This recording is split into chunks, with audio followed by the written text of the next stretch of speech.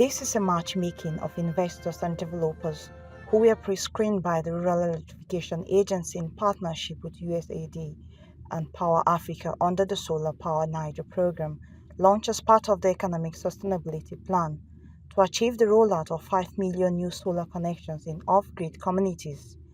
Organizers say the idea of having multiple investors is to create access to more financing so as to increase energy access in the country.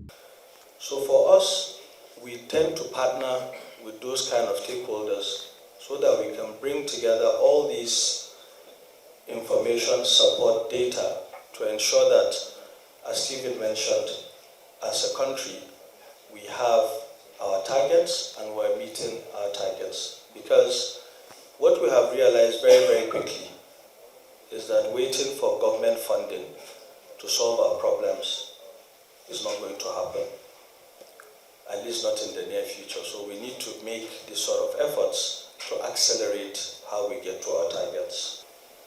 The federal government has put in place the Electricity Power Sector Reform EPSR Act, and recently the signing into law by Mr. President, the bill empowering the state governments to generate and distribute electricity across states, and to this end, the investment opportunities in the Nigerian power sector are boundless.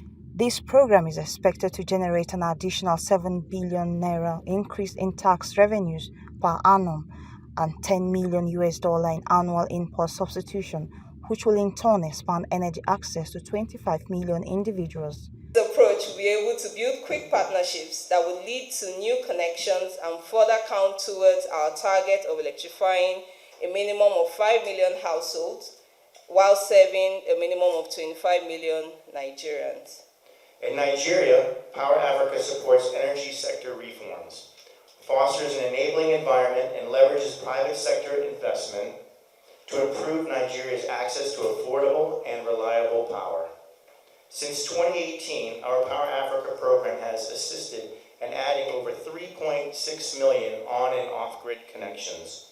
The World Bank notes that as of 2020, only about 55.4% of Nigeria's population is connected to the energy grid, despite going on without power for about 85% of the time and almost non-existent in certain areas.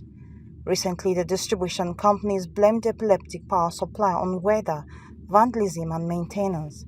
The situation is much worse for more than half the population that are not connected to the national grid, and this anomaly this Abuja meeting seeks to change. Mwesi Igono, AIT News, Abuja.